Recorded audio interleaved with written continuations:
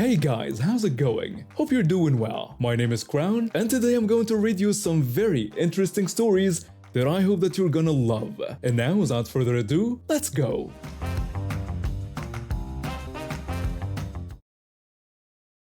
I'm 21 years old and I come from a family that's been riding on my grandparents' coattails for as long as I can remember.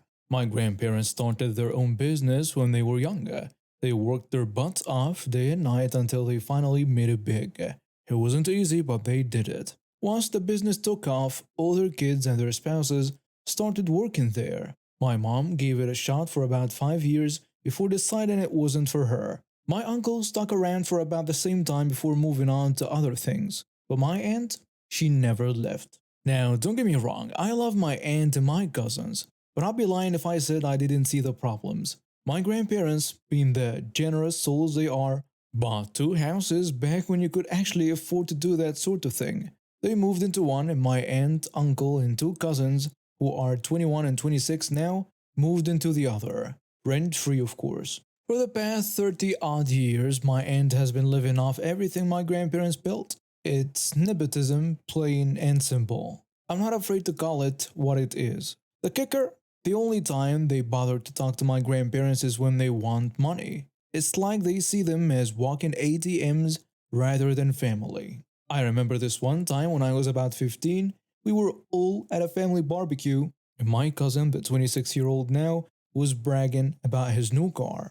"Check it out! Just got this beauty last week. Pretty sweet, huh?" "Wow, that's nice. How did you afford it?" "Oh, hard work pays off." I wanted to laugh. Hard work? More like grandma and grandpa's bank account. But I kept my mouth shut. It wasn't worth the drama. My aunt was even worse. She'd always find a way to bring up the business in conversation like it was some kind of trump card. "Well, running a successful business isn't easy. It takes a certain kind of person." She'd say this while sipping on a cocktail by the pool my grandparents paid for in the house they provided.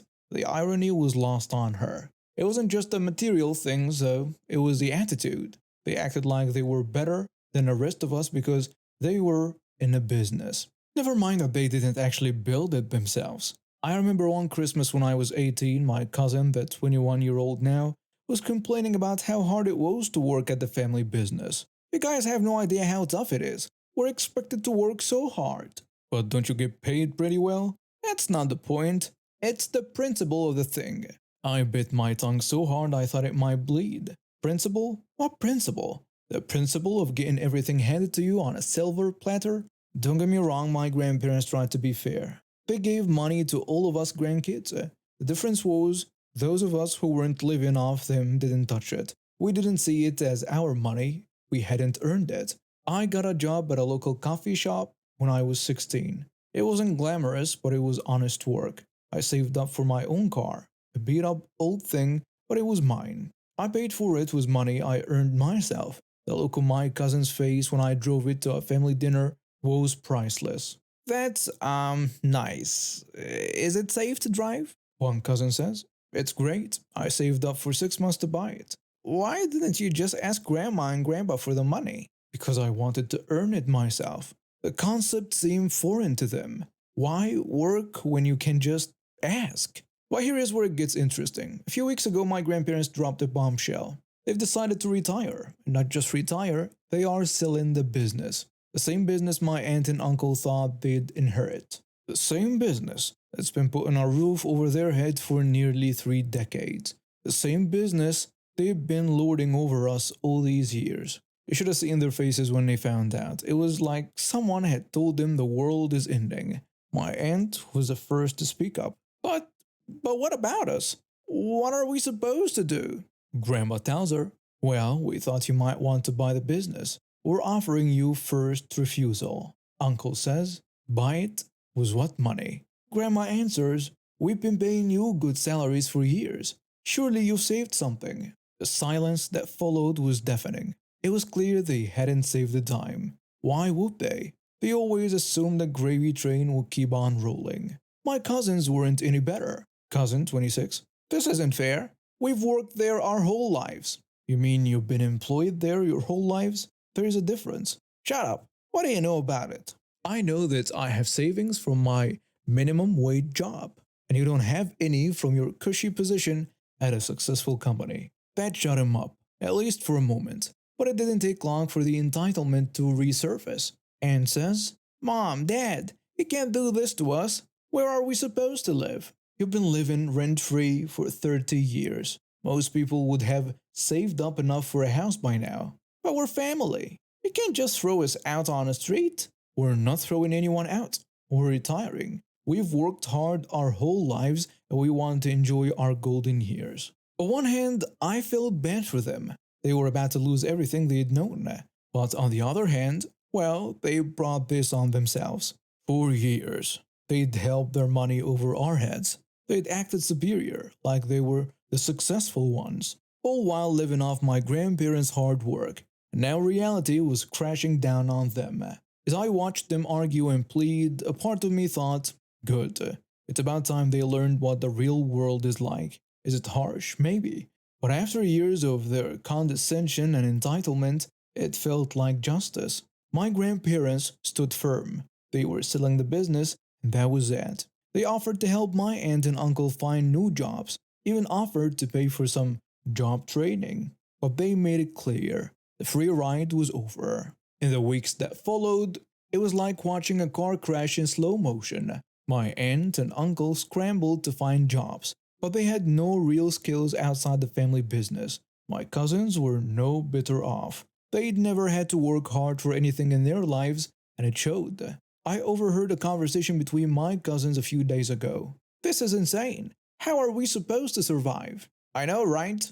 I applied for a job at the mall, and they want me to work weekends. Weekends! And the pay is a joke. How does anyone live on this? Welcome to the real world, guys. They glared at me, but I didn't care. Maybe it was time they learned what it's like for the rest of us. As for me, I'm doing just fine. I'm in college now, working part time to pay my way. It's not easy, but I'm proud of what I'm accomplishing. And the money my grandparents gave me, it's sitting in a saving account, untouched. Maybe I'll use it for grad school or to start my own business someday. But whatever I do with it, I'll appreciate it because I know the value of hard work. My grandparents are happier than I've seen them in years. They are traveling, enjoying their hobbies, just living. For the first time in decades, they can breathe and relax. And honestly, I am happy for them. They've earned it. As for my aunt, uncle, and cousins, well, they are about to get a crash course in real life. Part of me hopes they'll learn from this, that they'll grow and become better people. But another part of me, well, let's just say I'm not holding my breath. They are probably going to go broke. They might lose everything, and you know what? I'm here for it. It's time they reaped what they've sown. Call me cruel if you want, but after years of their entitled behavior, watching them face reality feels pretty damn satisfying. My daughter, let's call her Sweetie, has always been a bright and cheerful kid.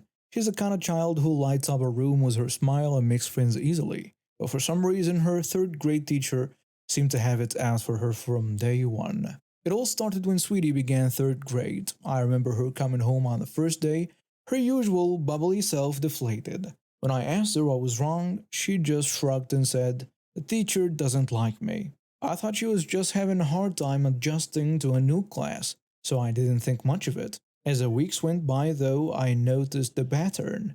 Sweetie would come home with stories about how the teacher would single her out for the smallest things. If Sweetie raised her hand to answer a question, the teacher would ignore her. If Sweetie finished her work early, the teacher would accuse her of rushing through it. I tried to talk to the teacher about it during parent-teacher conferences, but she always brushed off my concerns. She'd say things like, "Oh, your daughter just needs to learn to follow rules better," or "She's a bit of a daydreamer, isn't she?" It was frustrating, but I didn't want to make a big deal out of it and potentially make things worse for Sweetie. Then came the incident that changed everything. It was a Tuesday morning and I was getting Sweetie ready for school. She had been in a small accident over the weekend. She'd fallen off her bike and scraped her knee pretty badly. The doctor had cleaned it up and wrapped it in bandages, telling us to keep it covered for at least a week to prevent infection. As I helped Sweetie put on her shoes, I reminded her about the bandages. "Remember, Sweetie, don't let anyone touch your bandages, okay? The doctor said we need to keep them on. Okay, mom, but what if the teacher asks about it? Just tell her what happened, and that the doctor said to keep it covered. If she has any questions, she can call me. I gave her a kiss goodbye and watched her hop on a school bus, not knowing the nightmare that was about to unfold. It was around lunchtime when I got the call from the school nurse. Her voice was shaky as she spoke. Mrs. Obi, you need to come to the school right away. There has been an incident with your daughter. My heart dropped. I rushed to the school, my mind racing with worst case scenarios. When I arrived, I found Sweetie in the nurse's office, sobbing uncontrollably. Her knee was exposed, the bandages torn off, and the wound looked angry and inflamed. Oh my god, Sweetie, what happened? Through her tears, Sweetie told me the horrifying story. Apparently, during class, the teacher had noticed Sweetie bandaged knee and accused her of faking an injury to get special treatment. She said I was just trying to get attention, Mom. She said I was lying. Then what happened, Sweetie? She grabbed my leg and started unwrapping the bandages. It hurt so much, Mom. I told her to stop, but she wouldn't listen. I was seeing red. How dare this woman touch my child? Let alone accuse her of lying and forcefully remove her bandages. I stormed out of the nurse's office ready to confront this teacher. I found her in the principal's office, looking pale and shaking. The principal was there too, along with a police officer. Apparently, another teacher had heard Sweetie's cries and called for help. How dare you touch my daughter? Who do you think you are? I thought she was faking it. She's always trying to get attention in class. So you decided to assault a child? To rip off medical bandages? Mrs. OP, please calm down. We're trying to get to the bottom of this. Get to the bottom of what? This woman hurt my child. She's been targeting Sweetie all year and now she's crossed the line. Police officer says, Ma'am, we're taking this very seriously. We'll need to take statements from everyone involved. I turned to the teacher, my voice cold with anger. I want you arrested.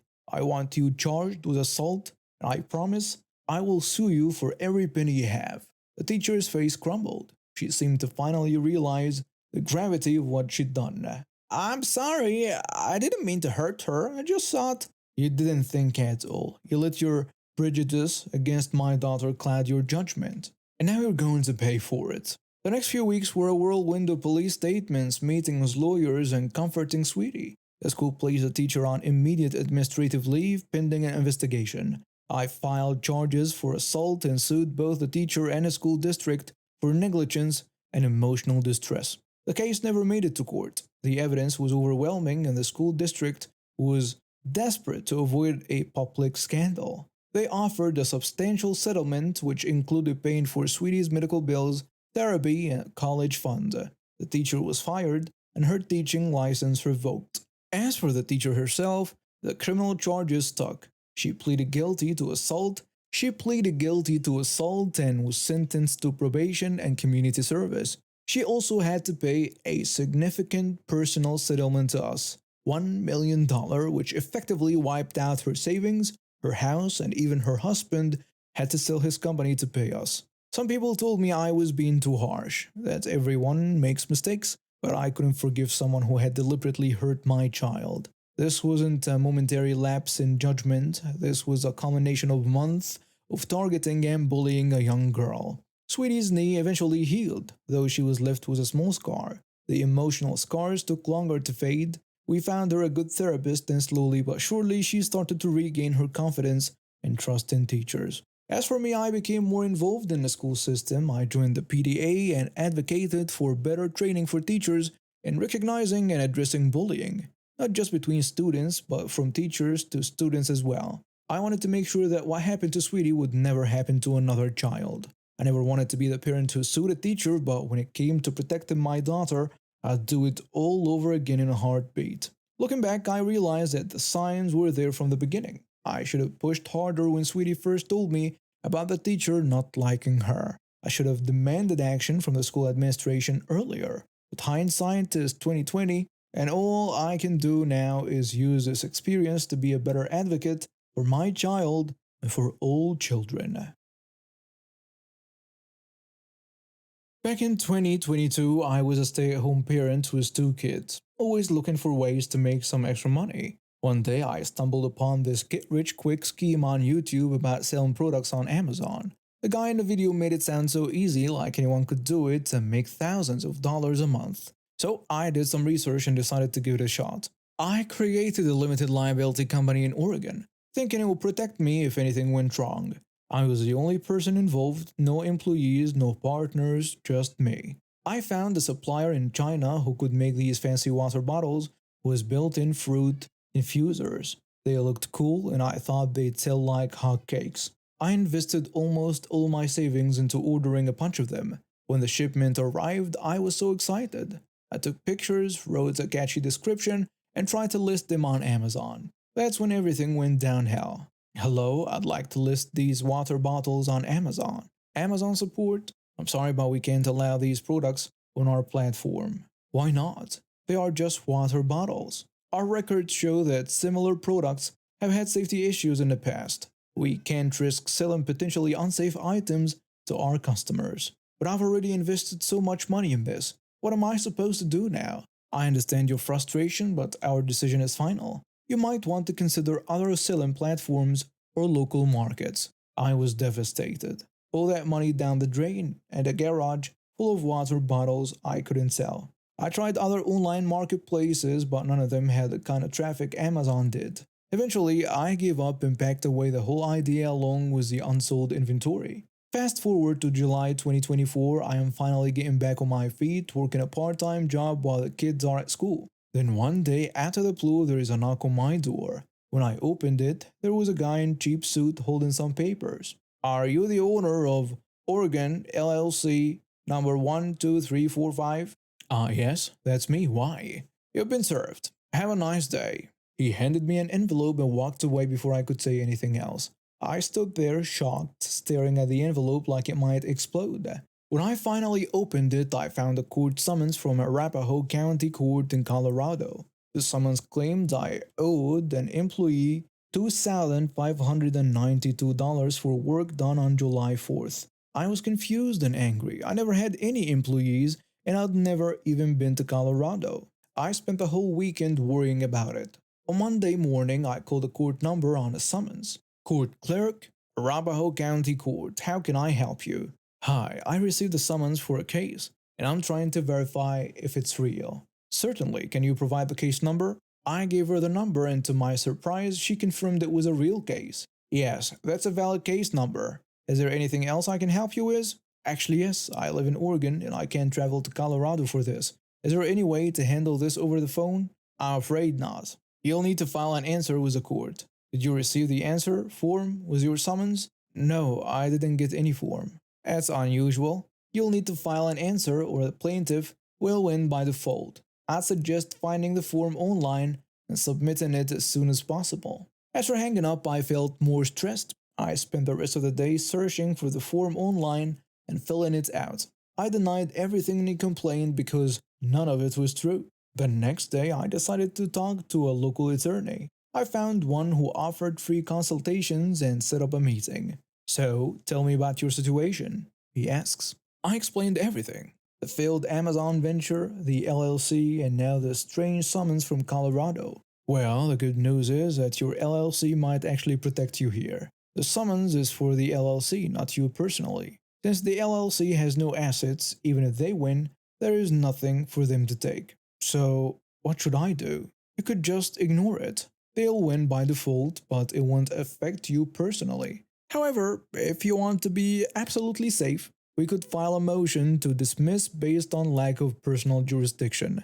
Colorado courts shouldn't have authority over an Oregon LLC with no connection to Colorado. I thought about it for a moment, then I said, let's file that motion, I want this over with. The attorney helped me prepare the motion and we sent it to the court. A few weeks later I got a notice that the case had been dismissed. I was relieved, but also curious about who had filed the case in the first place. With some help from the attorney, we managed to track down the plaintiff. It turned out to be a small-time scammer who had filed similar suits against dozens of small businesses across the country. He was betting that most people wouldn't bother to respond and he'd win by default. But here is where it gets good. The attorney suggested we report this to the Colorado Attorney General's office. They were very interested in the case, especially when we showed them evidence of the scammer's pattern. A few months later, I got a call from the Attorney General's office. They'd arrested the scammer and found evidence of hundreds of fraudulent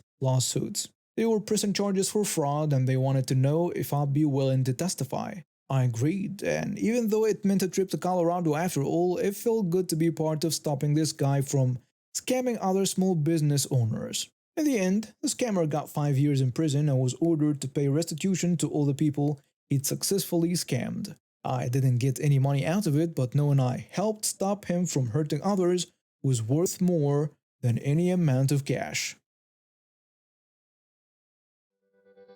And now we have reached the end of today's stories. Thank you for watching and see you next time.